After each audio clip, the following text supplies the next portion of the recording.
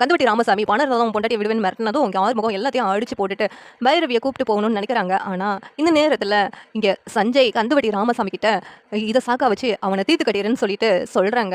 அந்த கந்துவட்டி ராமசாமியும் ஆளை வச்சு இங்கே ஆறுமுகத்தை குத்திடுறாங்க. குத்துனதும் ஆறுமுகம் அப்படியே ரத்த வெள்ளத்தில் கிடக்குறாங்க. இதை பார்த்துட்டு பைரவி அழுகுறாங்க. ஆனால் அங்கே குத்திட்டு அங்கேருந்து எஸ்கேப் ஆகிடுறாங்க எல்லாரும். இங்கே பைரவி என்ன பண்ணன்னு தெரியாமல் அங்கே ஃபோன் கிடக்குது. அதை எடுத்து ஆம்புலன்ஸ்க்கு கால் பண்ணுறாங்க. ஆறுமுகம் உனக்கு ஒன்றும் ஆகாது, நான் ஒன்றும் ஆக விட மாட்டேன் அப்படின்னு சொல்லிட்டு அழுதுகிட்டு இருக்காங்க. அங்கேருந்து ஆம்புலன்ஸ் வருது. வந்ததும் ஆறுமுகத்தை இங்கே ஹாஸ்பிட்டலுக்கு கூட்டு போகிறாங்க. பைரவி ஆறுமுகத்தை சிவா ஹாஸ்பிட்டலுக்கு கூட்டு போகிறாங்க. அங்கே போனதும் சிவா இருந்துட்டு ஆறுமுகத்துக்கு என்னாச்சு, ஏன் இப்படி இருக்கிறான் அப்படின்ட்டு பதட்டத்தோட கேட்குறாங்க. பைரவி வந்துட்டு ஆறுமுகத்தை எப்படியாவது காப்பாற்றுங்க சிவா, எதுவாக இருந்தாலும் நான் அப்புறம் சொல்கிறேன் அப்படின்னு சொன்னதும் சிவாவை உள்ள அட்மிட் பண்ணி ட்ரீட்மெண்ட்லாம் போயிட்டு இருக்கு. இங்கே பைரவி அன்னபூர்ணி எல்லாத்துக்கும் இன்ஃபார்ம் பண்ணுறாங்க. அன்னபூர்ணி பதறிடுச்சு இங்கே அழுதுகிட்டே ஓடி வராங்க. அந்த இடத்துக்கு சஞ்சய் வர்றாங்க. என்னாச்சு பைரவி அப்படின்னு சொல்லிட்டு கேட்குறாங்க.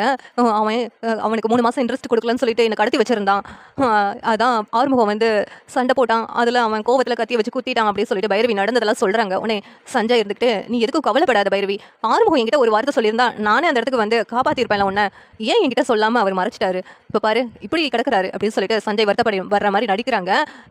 அந்த கந்துவட்டி அதிகமாக கொடுக்குறாங்கன்னு சொல்லிட்டு நான் அவனை பிடிச்சி உள்ளே போட்டுறேன், நீ எதுக்கும் கவலைப்படாத அப்படின்னு சொல்லிட்டு சஞ்சய் சொல்கிறாங்க. பைரவி வந்துட்டு அவனை சும்மா விடக்கூடாது, சஞ்சய் அநியாயத்துக்கு வட்டி வாங்குறான், ஆறுமுகத்துக்கு எதுவும் ஆகக்கூடாது அப்படின்ட்டு ரொம்ப இங்கே வருத்தப்பட்டு இருக்காங்க பைரவி இருந்துக்கிட்டு.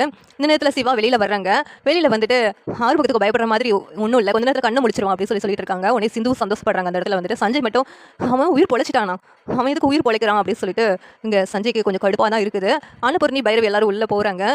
ஏன் ஆறுமுகம் நீ போலீஸில் இன்ஃபார்ம் பண்ணிட்டு இங்கே வந்துருக்கலாம், இப்போ பாரு உனக்கு இப்படி ஆயிடுச்சு, உனக்கு ஏதாவது ஆயிடுச்சுன்னா அப்புறம் என்ன பண்ண அப்படின்ட்டு அழுதுகிட்டு இருக்காங்க.